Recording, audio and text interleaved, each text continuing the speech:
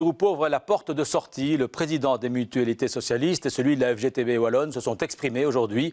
Selon eux, si le Parti socialiste veut garder des chances de faire un score lors des prochaines élections, eh bien, il doit changer de président tout simplement. Tous les regards se tournent bien sûr vers Paul Magnette. Damien Roulette avec Brice Borin.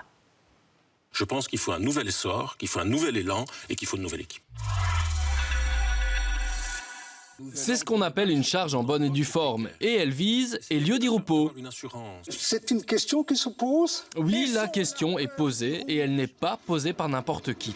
Jean-Pascal Laby, ancien ministre, secrétaire général des mutualités socialistes et membre du Parti socialiste. On doit avoir un Parti socialiste plus horizontal et moins vertical.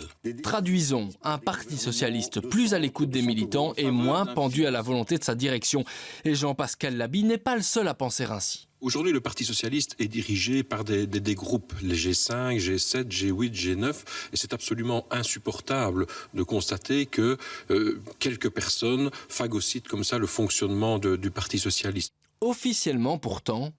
C'est surtout un PS qui retrouve aussi sa confiance. La confiance, oui, c'était fin novembre à Liège pour le congrès idéologique du PS. Un congrès qui devait marquer une reprise après les scandales Publifin et SAMU Social.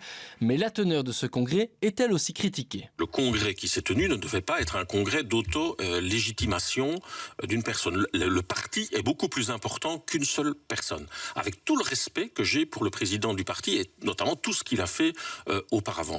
Ce samedi, au sein du Parti socialiste, les téléphones sonnaient dans le vide. Seul un fidèle s'est exprimé.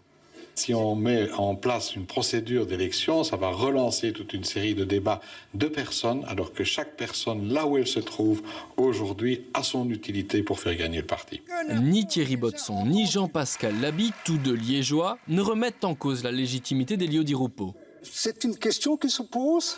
Mais pourquoi cette sortie maintenant? En coulisses, certains estiment que Jean-Pascal Laby est frustré de ne pas avoir pu s'exprimer lors du congrès de Liège. L'intéressé, lui, nie. En attendant, Di Rupo contesté, ce n'est pas une première. En septembre dernier, Loreton Collins avait déjà fait un appel du pied alors qu'elle annonçait sa sortie de la vie politique. Maintenant, place aux jeunes. Ce soir, le Front commun FGTB Solidaris Parti socialiste semble être une image d'Épinal. Ça ne rigole. Alors pour aller plus loin et décrypter la situation ce soir, nous nous tournons vers Pascal Delhuit, qui est politologue et prof à l'ULB. Bonsoir Monsieur Delhuit, merci d'être en direct avec nous. Quel poids accorder à ces hommes qui réclament le départ d'Elio Di Rupo? S'agit-il d'avis personnels, d'une fronde liégeoise ou bien d'une lame de fond qui reflète un avis particulièrement généralisé au sein du parti? Ce sont deux personnes qui exercent des responsabilités très importantes dans des organisations fondamentales, la mutuelle et le syndicat. En même temps, ni l'une ni l'autre n'occupent une place centrale dans le processus décisionnel du Parti socialiste, je dirais, au niveau central, mais même du Parti socialiste à la Fédération de Liège.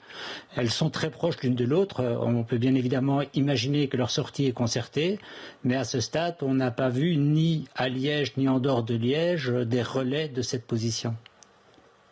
Autre question, le timing. Lors du dernier congrès du PS, il y a 3 semaines, Elio Di Rupo espérait bien avoir enterré cette question du changement de président. L'a relancé aujourd'hui alors que la campagne électorale a été lancée pour les communales. Est-ce que ce n'est pas un peu trop tard finalement? Ouais, je crois que par rapport à l'objectif visé, c'est effectivement trop tard. L'ambition éventuellement de remplacer le président est intervenue avant l'été et pouvait se poser des conséquences. Il y a eu un accord au niveau des différents cas avant que cette on fait encore un essai, M. Delhuit. Bien. En revanche, le grand inconvénient pour le Parti socialiste et pour Elio Di Rupo, c'est que cette sortie va partiellement pirater l'optique de relance dans laquelle il s'était placé au dernier congrès. Bien, mais M. Delhuit, merci pour votre direct un samedi soir en plus. Désolé pour les petits problèmes techniques, pour les problèmes de son. Merci d'avoir consacré ce samedi soir. J'espère qu'on ne vous l'a pas gâché. Bien, cap sur l'Autriche.